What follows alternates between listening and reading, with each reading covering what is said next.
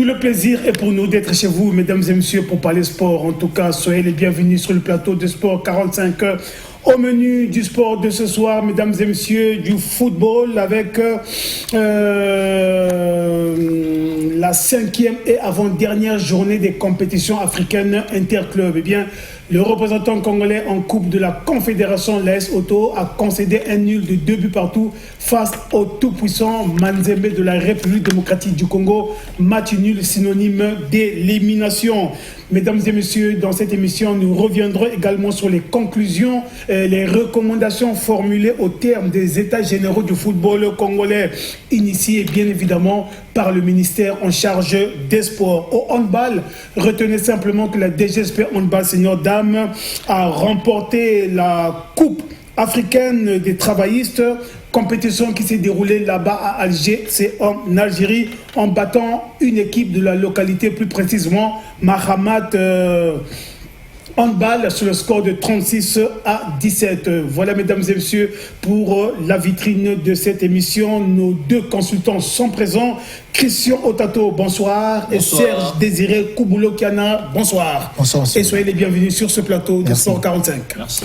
Voilà, mesdames et messieurs, nous allons dérouler en partant du côté du ministère des Sports où s'est déroulé les états généraux du football congolais. En tout cas, il fallait bâtir les stratégies, regarder de fond en comble quels sont les mots qui minent le football congolais, comment faire pour que le football congolais redevienne performant comme au beau vieux temps. En tout cas, pendant 3 jours, les dirigeants des clubs, les sachants du sport congolais ont réfléchi à propos.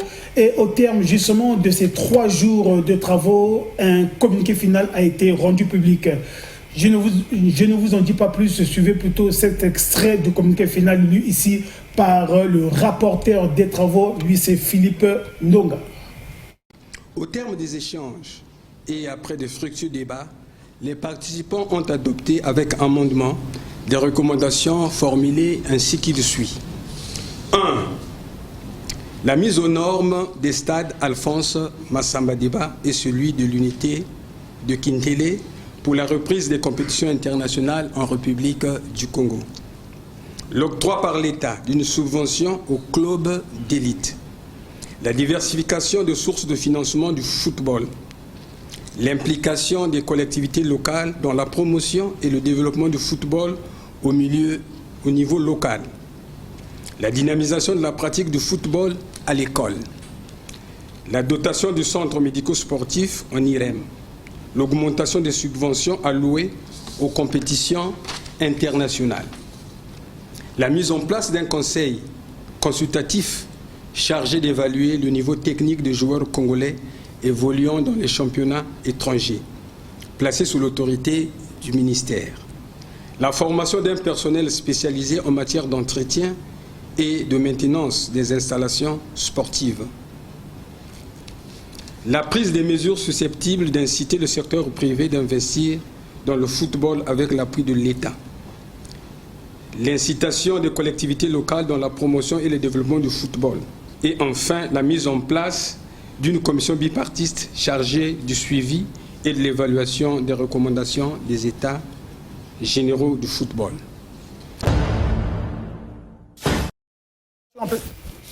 Voilà, en tout cas, c'était là les grandes recommandations formulées justement au cours de ces retrouvailles par, bien évidemment, Philippe Ndanga. Lui, c'est le rapporteur de la séance. Je m'en vais à présent, mesdames et messieurs, vous proposer un extrait du mot du participant. Eh bien, les participants ont bien évidemment voulu adresser un mot. D'abord à l'endroit du ministre des Sports qui a initié justement ces assises et bien évidemment à l'endroit du chef de l'État, Denis Sassou Nguesso. Le mot des participants élu ici par le secrétaire général adjoint de la Fédération congolaise de football, lui c'est Daniel Omboulou.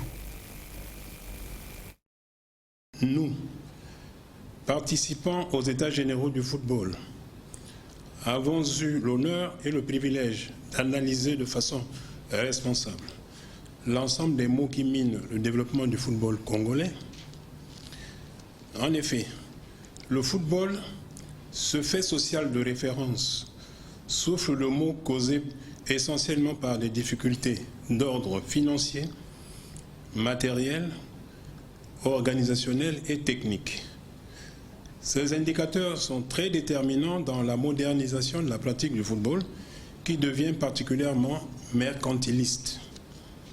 Et pourtant, notre pays regorge des potentialités tous azimuts pour s'arrimer aux exigences actuelles de la mondialisation dans le domaine du football. Pour cette opportunité rendue à notre actif, nous adressons nos sincères et profonds remerciements à Monsieur le ministre de la Jeunesse et des Sports, de l'Éducation civique, de la formation qualifiante et de l'emploi pour avoir réussi le pari de la tenue des présents États généraux qui feront assurément renaître l'espoir dans la conscience collective des fanatiques du football congolais.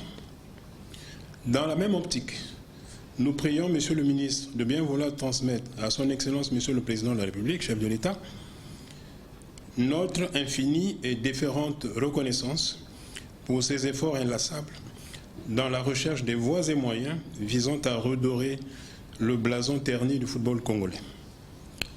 Reconnaissant la pertinence des recommandations issues des présentes assises, nous formons les vœux de collaborer étroitement aux côtés de Monsieur le ministre en charge des Sports pour traduire dans les faits et les actions concrètes les recommandations que nous avons formulées. Daniel Omboulou, mesdames et messieurs, secrétaire général adjoint de la Fédération congolaise de football, lui également donc a lu le mot du participant. Je m'en vais à présent vous proposer, mesdames et messieurs, le discours du ministre en charge des sports, Hugues Ngwelondele. Les États généraux avaient pour objectif de répondre à la question en identifiant les problèmes qui minent le développement de notre football qui enregistre de nombreuses contre-performances depuis plus de 2 décennies et de faire des recommandations idoines. 3 jours durant, vous avez échangé dans les ateliers thématiques et en plénière, en toute responsabilité, dans la sérénité et sans tabou, pour rechercher les pistes de solutions permettant de créer les conditions d'un football compétitif sur tous les plans et avait abouti aux recommandations qui ont été présentées. Je note avec satisfaction les recommandations pertinentes faites dans les domaines de la gouvernance, de la formation et de la gestion des ressources humaines, des infrastructures sportives et du financement du football. Je voudrais donc féliciter l'ensemble des participants pour ce travail de qualité. Il nous revient maintenant la charge de mettre en œuvre, la main dans la main, d'en assurer le suivi et l'évaluation régulièrement par le biais de mécanismes qui seront mis en place à cet effet. Pour ma part, je m'emploierai à traduire avec fidélité auprès du gouvernement de la République et du président de la République, chef de l'État, les conclusions heureuses de vos travaux. Au terme de ces assises, mesdames et messieurs, quelques participants ont bien voulu donner leurs sentiments justement à propos de cette louable initiative du ministère en charge des sports. J'ai donc cité comme participant Jean-Rufin Lemba, l'officier média adjoint de la Fédération congolaise de football, mais là il intervient bien évidemment en tant que participant à ces assises. Suivez-le. 3 jours de travaux, ce n'était pas suffisant pour régler les problèmes du football congolais. Tout à fait, oui. Mais 3 jours de travaux, je crois qu'on a retenu le sujet que pour moi je pense important, c'est la subvention des clubs. Très bien. Parce qu'on peut parler des équipes nationales, mais c'est au niveau de la base, c'est-à-dire que nos clubs ne sont pas structurés, il n'y a pas de subvention au niveau du club, le football ne pourra jamais avancer. Donc déjà ça c'est un point. Et puis on a parlé de la restructuration, de mettre en place un cadre juridique pour l'économie du sport, l'économie du football. Vous savez, aujourd'hui, tous les problèmes du football congolais, c'est l'argent. Et donc, ce cadre-là sera donc mis en place. Et il y aura une commission de suivi pour que tout ça puisse aller de l'avant. On a parlé de la réflexion, mais alors rapidement, le stade Kintélé et le stade Alphonse Massamba. Vous savez qu'aujourd'hui, le Congo joue à l'extérieur, notamment à Soto, qui joue tous ses matchs à Kinshasa. Déjà, c'est pas bien de ne pas jouer devant son public. Et on a parlé de la formation des cadres, mais tout le monde. Je pense que les journalistes aussi, parce que vous savez, c'est les journalistes qui véhiculent toutes ces informations, donc la formation des journalistes, des entraîneurs. Et puis on a demandé à la direction technique d'être un peu plus présente au niveau des équipes, d'assister les équipes. Et surtout, on a parlé de l'augmentation de la subvention pour les équipes engagées en compétition internationale. Christian Tato, les assises du football congolais, regardez de fond en comble les mots qui minent notre football. Il fallait bien une telle initiative. Oui, il fallait bien une telle initiative, surtout qu'elle coïncide avec des dates historiques, puisqu'il faut souligner que nous sommes en 2022. Ça fait donc déjà 60 ans que la Fédération congolaise de football est née. Et il faut bien souligner, c'était en 18 mars 1962 que cette institution naissait. Et là, les États généraux ont pris fin quand ?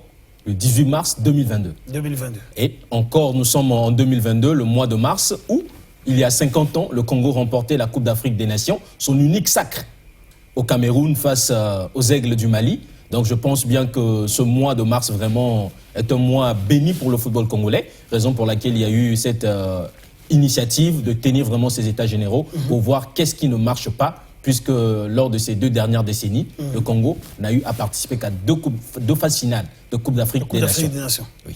Alors Serge Désiré Kouboulo Kiana, au nombre des recommandations qui ont été formulées, le financement des clubs. Il faudrait bien que le développement d'un football passe bien évidemment par le financement des clubs, parce que sans financement, les clubs ne veulent pas émerger. Tout à fait, c'est une bonne initiative qui vient de donner là pour le financement des clubs, parce que sans le financement des clubs, comme vous venez de le dire, le football ne peut pas avancer. Donc on espère bien que cela va apporter un plus aux clubs engagés pour que cela aille vers l'avant.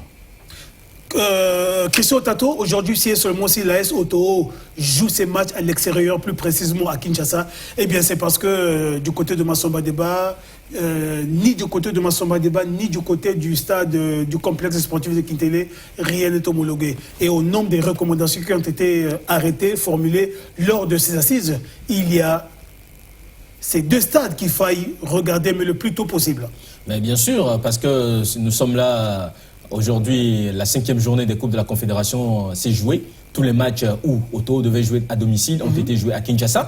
Donc je pense qu'il y a, surtout au niveau de Kintélé, c'est un problème. Là, on va évoquer vraiment un manque de civisme, puisque ce stade a été dépouillé, totalement dépouillé de toutes ces ressources qu'ils avaient à la sortie des Jeux africains de 2015. Le stade de Massamba Débat, je pense qu'il faudrait le reconfectionner, parce que si l'on regarde bien les dimensions, au fait la qualification de ce stade, puisque dans la classification des stades, on a des stades de 4 étoiles, de 3 étoiles, de 2 étoiles, d'1 étoile. Donc il y a des principes que ces stades doivent respecter pour rentrer dans ces catégories. Et quand on regarde même les stades d'une seule étoile en Europe, ne subissent pas ce que le stade Alphonse Massamba Débat subit. Donc c'est aussi une possibilité pour inviter l'État congolais dorénavant, quand il va se lancer encore dans la construction, par exemple, de ces infrastructures, qu'il prenne aussi en considération les spécialistes pour lui donner des conseils.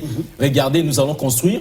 Il ne faudrait pas que chaque 10 ans ou chaque 5 ans, nous passons encore à la reconfection de ces stades. Voilà, il y a les tel principe qu'il faut honorer pour que ces stades puissent être une fois pour toutes utilisables à toute compétition internationale.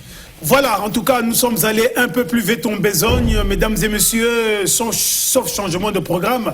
Demain, le ministre en charge des sports, Hugues Ngolo Ndélé, va effectuer une descente du côté du complexe sportif de Kintélé pour regarder le travail qu'il y aura à faire là-bas sous peu, puisque déjà les éliminatoires de la Coupe d'Afrique des Nations pointent déjà à l'horizon. Et donc, sauf changement de programme, mesdames et messieurs, comme je vous l'ai dit, demain, le ministre Hugues Ngolo Ndélé effectuera une descente du côté du stade de Kintélé. Parlons à présent en football, plus précisément de la 5e journée des compétitions africaines interclubs.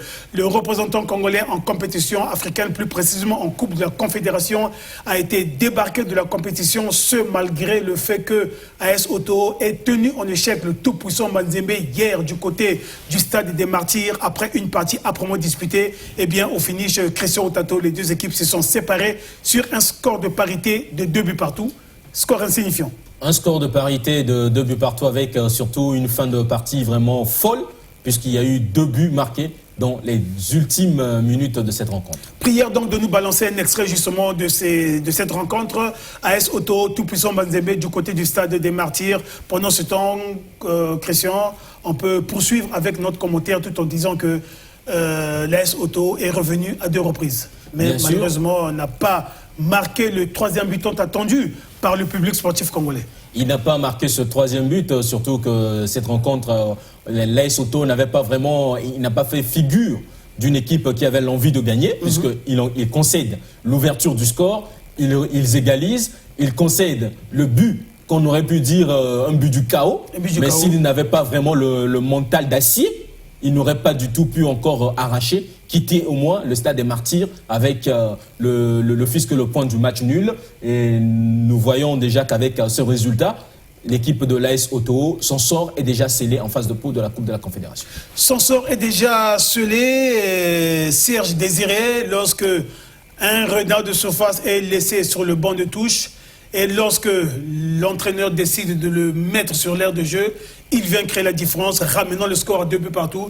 Est-ce qu'on peut penser que là aussi le coach avait très mal regardé, avait très mal vu? Bon, d'une part, tout de suite, on ne peut pas dire que le coach avait très mal vu. Il doit sûrement avoir ses raisons pour lesquelles il avait mis au banc de touche lors du coup d'envoi du match. Mais on s'est rendu compte au finish, lorsqu'il est rentré, il a créé la surprise en égalisant le 2e but qui a été concédé vers la fin du match. Et là aussi, on doit dire d'une part que le carton rouge qu'ils ont reçu a aussi d'une part essayé de déstabiliser la défense de l'AS Auto, parce que juste après le carton rouge qu'ils ont reçu, on se rend compte que 4 minutes après, c'est là qu'ils ont concédé le 2e but. Et c'est bien après cela que Jaurès Ngombe a essayé de revenir au score, mais ça ne suffisait pas pour permettre à l'AS Auto de pouvoir gagner cette rencontre.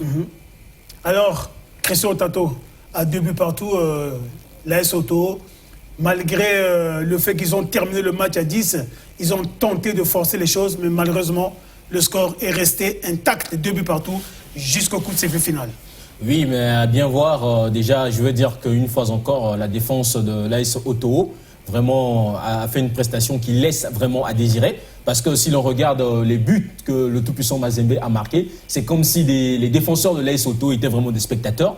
On ne sentait pas de l'agressivité, mais déjà sur le premier but, ils étaient à 11 contre 11, mais la façon dont ce but a été marqué, on sent l'attaquant était libre, il a pris tout son temps, soulevé sa tête, regarder la position du gardien, ajuster sa frappe qui ne laisse absolument aucune chance au portier Ndila. Le 2e but, même s'ils étaient déjà réduits à 10, mais on constate aussi qu'il y avait trop de liberté au niveau des attaquants des Corbeaux. Donc, ce qui veut dire que le côté défensif a vraiment beaucoup failli. Dans ce groupe C, mesdames et messieurs, retenez simplement que c'est le Coton Sport qui mène le peloton dans ce groupe, avec plutôt le Al Masry d'Égypte qui mène le peloton avec 10 points, suivi du tout-puissant Mazembe 8 points. L'AS Auto pointe à la 3e place avec 5 points et Coton Sport boucle la boucle pour l'instant avec 3 points. Pendant que AS Auto et le tout-puissant Mazembe se neutralisaient d'un peu partout, de l'autre côté, en tout cas, Al Masry prenait le dessus sur Coton Sport sur le score de 2-0. Je m'en vais, mesdames et messieurs, vous proposer justement un extrait de ce choc.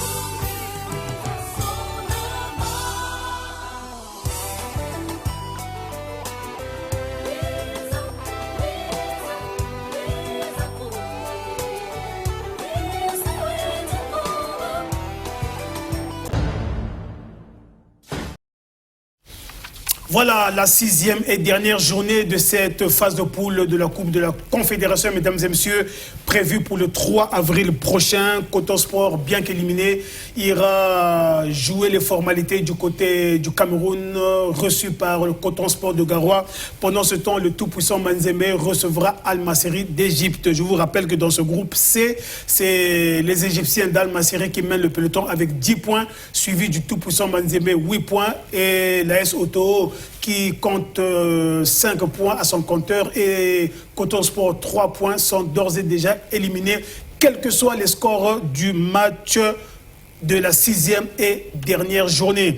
Alors, Christian Tato, du côté de la Ligue des Champions, Sagrada Esperança, une équipe angolaise, recevait le Wydad de Casablanca, club dans lequel évoluent deux Congolais, Ntoumu et Gimbenza. Là aussi, après une partie âprement disputée, au finish, c'est le Wydad avec Gimbenza qui finalement l'a remporté sur le score de 2-1. Gimbenza a une fois encore fait parler de lui. Et oui, cette fois-ci, ce qui est intéressant, ce n'est pas simplement Gimbenza, puisque Juvel Ntoumu était aussi un architecte d'un des deux buts marqués par le Wydad Casablanca face à Esperanza. Donc les deux Congolais vraiment étaient au rendez-vous cette fois-ci lors de cette rencontre. Nous allons regarder tout ceci en images, mesdames et messieurs.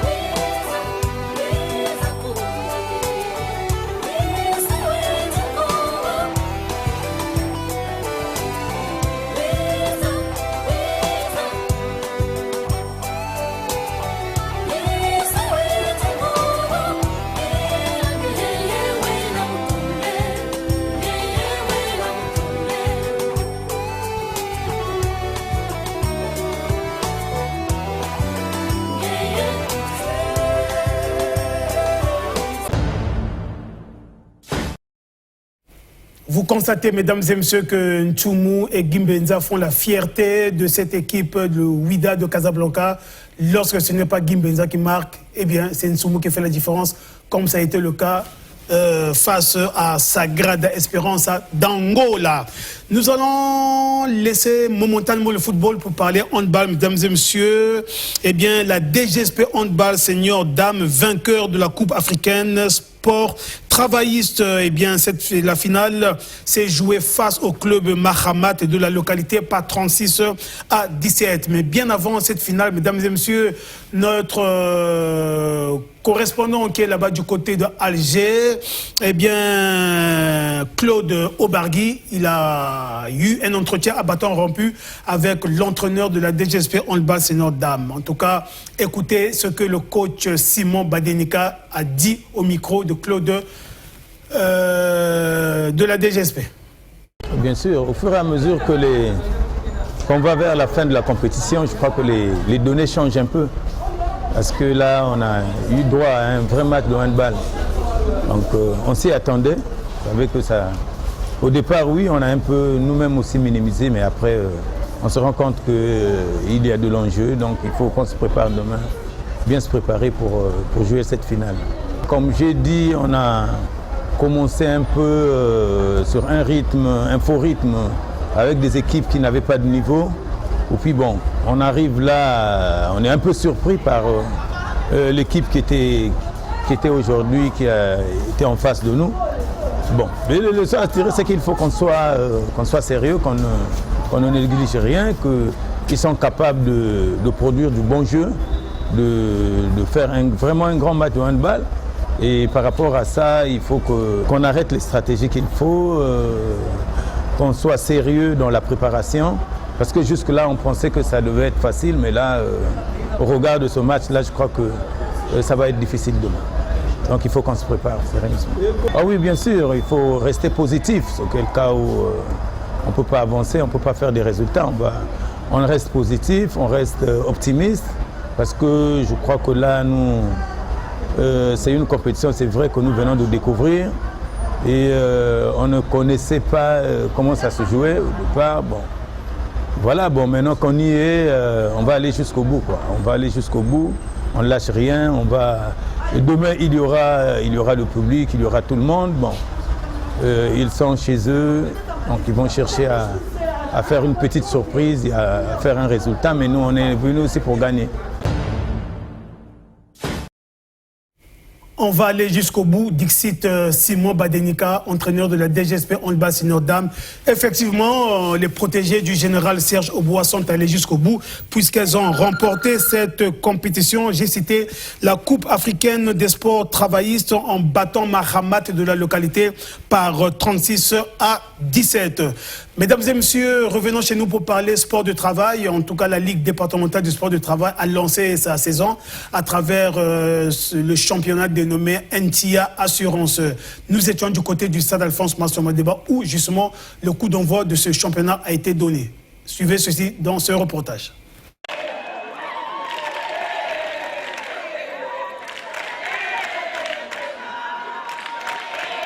Au lieu du complexe sportif de Kintele, c'est finalement au stade Alphonse Massomadeba qu'a été lancé le championnat NTIA Assurance, inter-entreprise de Nzango et de football. Un changement de site qui a causé un préjudice à l'équipe de la redoutable du CNR TV qui a perdu sur le score de 2-1 face à Averda. On dit vous jouez au stade de la Colombe, le complexe sportif de la Colombe. Kintele, on était là-bas. Jusqu'à 9h30, on nous appelle, on dit que c'est au stade de président Alphonse Massomadeba. Vous voyez le parcours? On ne peut pas faire comme ça. Il doit procéder à la réorganisation de cette désorganisation. Alors que c'est déjà organisé. Ça vous a causé un gros préjudice? Un gros préjudice parce que les autres étaient là, ils nous attendaient depuis 8 heures. Le score serait peut-être de 2 buts partout si le capitaine du CNR TV n'avait pas raté le penalty. Regardez, quand vous prenez les élus du ciel tels que Messi, Neymar, Kylian Mbappé, pour ne pas parler des dieux du football comme Edson Arantes do Nascimento, El Pibe de Oro, Maradona, ils ont tous raté des pénaltys. Zinedine Zidane. Bon, quand vous nous prenez avec toute cette pression psychologique impartie à nous, vous avez compris, donc on était un peu dans les vapes comme ça. Là. Le temps de rasséréner d'abord nos neurones afin de régler un peu, c'était compliqué. Au Nzango, les dames de la NAC, ici de bleu-blanc vêtues, ont réussi leur entrée en la matière en battant celle de la BEAC, ici en gris, par 37 à 31. Chimène Ombéré, capitaine de la NAC, nous a livré le secret de la victoire. Je dirais que ce n'était pas facile parce que c'est aussi une équipe qui est redoutable. La différence, c'était nous avons en fait chanté et nous avons essayé d'imposer notre rythme à nous parce qu'elles avaient leur rythme à elles. On n'a pas voulu suivre leur rythme, on a imposé la nôtre et c'est ce qui a fait qu'on gagne. Tout juste à côté, la DGSP ici en rouge a pris le dessus sur les dames de la police en blanc. Score final du match 35-32.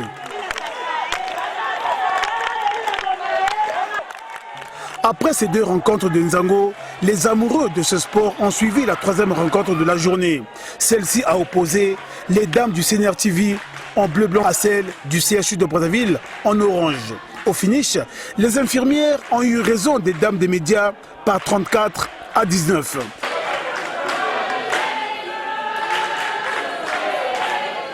La deuxième rencontre en football qui a opposé la DGFE, ici en noir-bleu, à la B2AC en rouge, n'est pas allée à terme, en raison du démarrage des rencontres du championnat national d'élite Direct Ligue 1. Signalons tout de même que, avant l'interruption, c'est la DGFE qui menait au score par 1-0.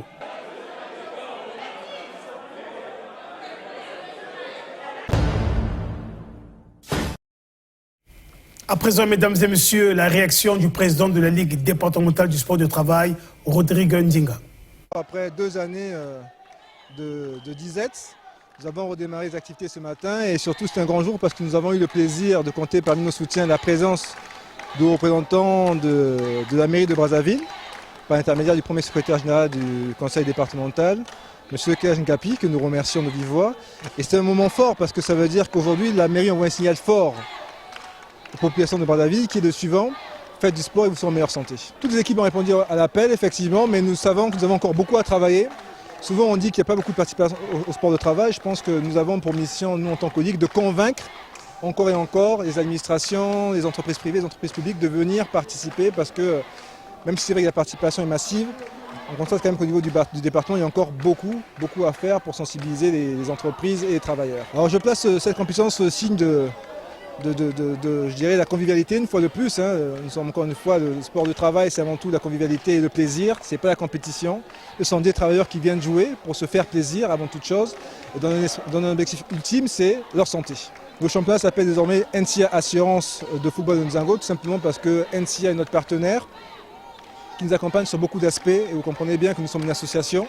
Donc nous avons pour mission d'aller rechercher des moyens pour pouvoir offrir aux travailleurs ce que nous faisons aujourd'hui ici. Sportifs, je vous invite à vous préparer parce que c'est vrai que le sport du travail, c'est le plaisir et la courtoisie. Mais je ne connais personne aujourd'hui qui rentre sur un terrain de foot de Nzango pour jouer.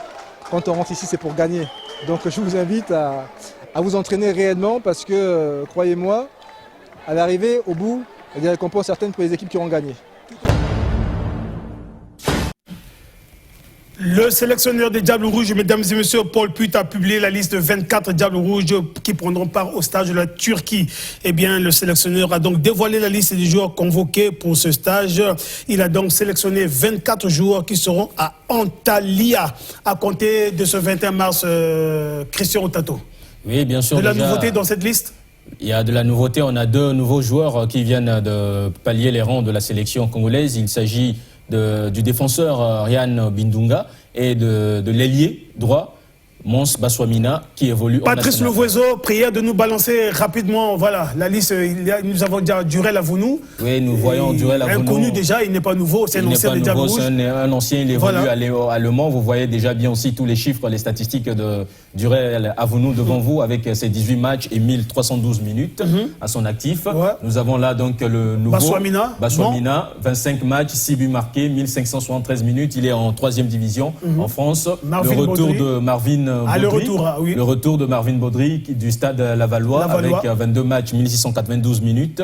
Nous avons aussi Ryan Bindunga, le nouveau, qui vient locomotive en Bulgarie. Il vient donc c'est lors du mercato hivernal qu'il a rejoint ce club bulgare.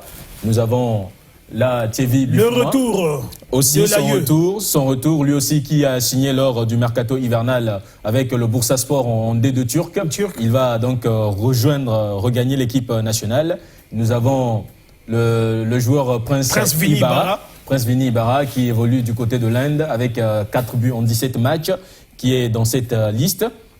Nous avons le gardien Christopher Mafumbi Christopher Mafumbi, qui a fait 9 matchs, 18 buts encaissés, aucun clean sheet, donc aucun match sans but encaissé. On se demande est-ce que c'est sa défense qui le trahit ou c'est lui-même. Et là, nous avons le prodige congolais, le futur prodige Ryan, plutôt Béni Makwana. Béni Makwana de Montpellier. Première division française. Première division française, sauf qu'on est en train de sentir qu'il est vraiment à ses débuts. Là, nous sommes en train de voir Antoine Makumbu, qui évolue au NK Maribor en Slovénie. Nous avons Gaius Makuta, qui est au Portugal avec le Boa Vista FC. Nous avons Bradley Mazikou, Sofia Ska de la Bulgarie. Sofia en Bulgarie, oui. Et voilà là le buteur fou, comme les Congolais aiment l'appeler. de Casablanca. Gimbenza, 23 buts, voilà. 23 matchs plutôt, 12 buts. Nous avons Prestige Mbungu, qui va aussi retrouver la sélection après avoir fait un retour en Serbie, puisqu'il était en Arabie Saoudite en ce début de saison. Nous voyons là Christopher Missilou du Oldham Athletic, Morgan Pouati du Sereng en Belgique. Nous avons Dylan Saint-Louis du Atia en Turquie, Atia Sport, un club turc. Nous avons aussi Silver Ngavula, 15 matchs, 0 but marqué, 271 minutes. Il est actuellement prêté au Cercle Bruges. Et là, nous avons Mavis Tibota du Maccabi Haïfa en Israël. Voilà, mesdames et messieurs, c'est donc par cette liste de quelques joueurs convoqués par Paul Put pour le stage de la Turquie que je m'en vais mettre fin à cette émission. Merci donc à Christian Tato, merci à Désiré Kouboulo Kiana pour votre expertise. Mesdames et messieurs, merci donc à toute l'équipe technique. Quant à moi, je vous dis au revoir. Bonne suite de programme sur la DRTV Internationale. Au revoir.